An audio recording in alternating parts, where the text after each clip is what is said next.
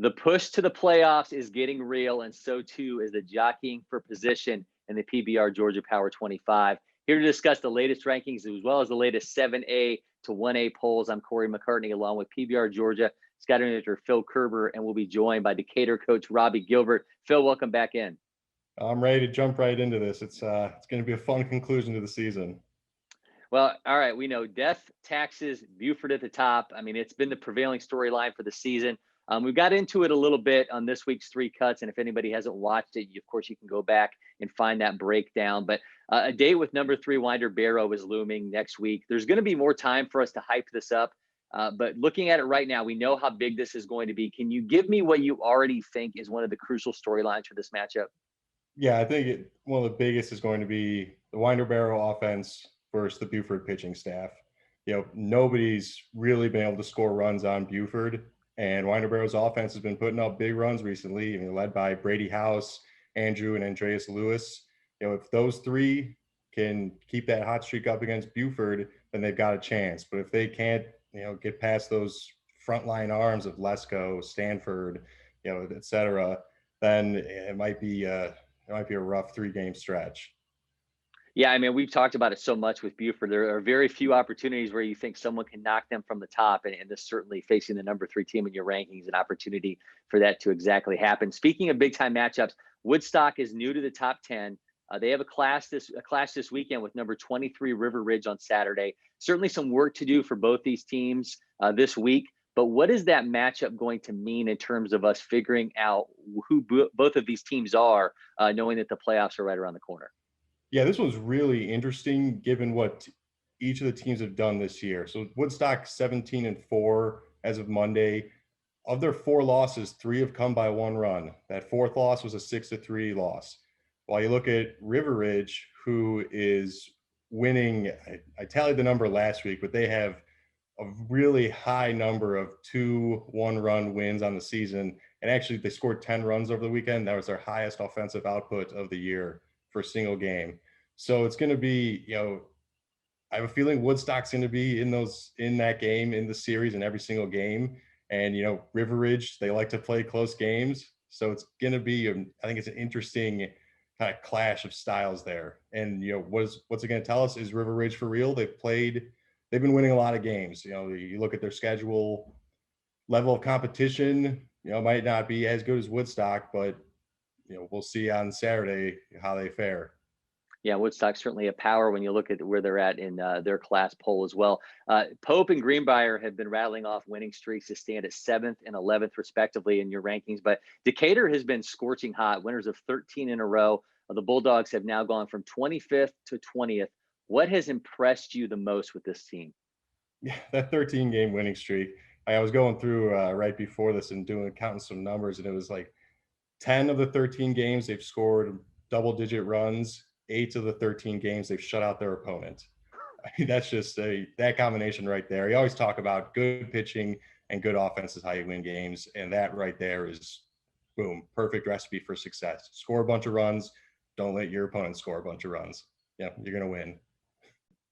And as we talk Decatur, we bring in Bulldogs coach Robby Gilbert. Robby, thanks for joining us. Thank you for having me. Coach, I wanted to start out by looking at your impressive form at home. You guys are 10-0. How important has it been to build that home field advantage? And have you seen any differences between your team playing at home and going on the road? Yeah, we played at City Park, McCoy Park, and it's certainly not the biggest of ballparks, but it's just kind of cozy and it's home, like you said, and it's just something we're really familiar with, and we kind of do what we do there and take care of it the best we can, but it's been, I wouldn't necessarily say it's really that much of a home field advantage, but it is a special place for us. Coach, your team lost 3 of the first 7, and I only bring that up when it comes to coming together as a club and finding an identity. I mean, you lost a major talent last year with Jordan Walker, who was, of course, a first-round pick by the St. Louis Cardinals. Was there a period with this team and this season where it took time to define who you were without Jordan? Yeah, we know what we lost last year. A lot of these kids didn't get opportunities last year at all. Obviously, with COVID, they played their summer leagues. We had no off-season program at all. We couldn't do anything in the fall with our young men. So the first time we really laid eyes on them as a coaching staff coming together was the first day of tryouts. And, we had to kind of figure our way through that non-region schedule. And, it was one of those things we worked really hard to play anybody in the state of Georgia. And, we got some opportunities to play some guys that were in bigger classifications. We always try to go up to, LakePoint and play in the Georgia Dugout Club tournament. I think it's a really good tournament. It's beneficial for us to play good quality teams. But we just had to find our way and kind of figure out what that lineup looked like, minus all those guys that we lost last year.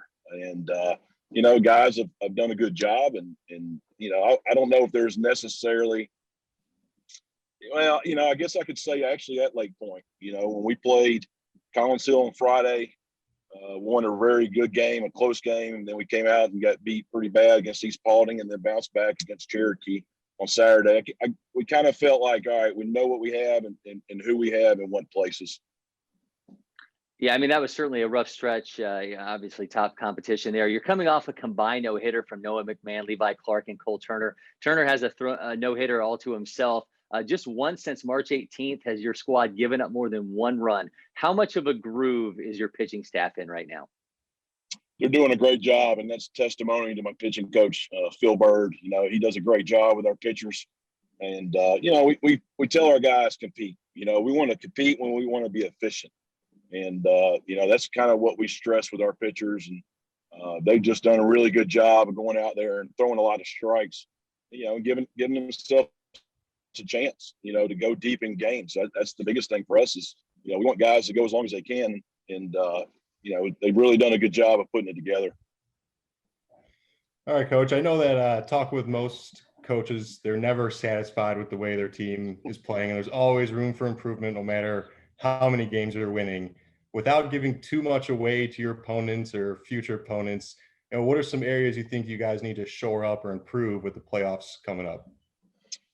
Yeah, I mean, I think we just got to do a better job of putting the ball in play and moving runners, when we have guys on base. We've left a lot of guys on base in games recently and had some great opportunities to, score even more runs. So we did a good job of that early on as we kind of got things rolling. And then lately we just kind of hit a little roadblock of not getting those guys in when we need to, and, adding that extra run here and there. That makes a huge difference, as you're going throughout the ball game, excuse me. Well, Robby, the time to make improvements, it's getting close. The playoffs obviously looming, and we appreciate the time. I wish you, the Bulldogs, nothing but the best the rest of the way. Guys, I appreciate you having me. I thank you for everything that you do, and I look forward to, having a great rest of the regular season and heading into the playoffs. And switching gears, Phil, the latest 7A to 1A polls are also out at PBR Georgia. Grayson, Buford, Loganville, North Oconee, Mary Persons, Vidalia, Gordon Lee, and Wesleyan at the top of their respective classes. Which class, though, I mean, you've had some time to look over these. We know who's popping up in the PBR Georgia Power 25, but when you whittle it down to the classes, which one stands out to you right now as the most intriguing in this last full month of the season? I mean, it's easy to pick 6A, 5A, those bigger ones, but I think people need to be paying attention to Class 3A. And Mary Persons, Hart County, North Hall, Franklin County. I can keep going, Morgan County, Pierce County, all these schools who, even though being 3A, they've been, their non-region schedules, they play 5, 6A, 7A schools, and they win. So, I think that's a wide open race with some very competitive teams. Last week, Franklin County was our number one. Well, they had a date with Hart County. Hart County, took 2 of 3 from them, and they move up to number 2. Then North Hall, they took down North Oconee last week. One of the state's top teams. And so these are really good teams down in 3A that are jockeying for that state championship. And that's going to be one that I'm going to be really interested to follow.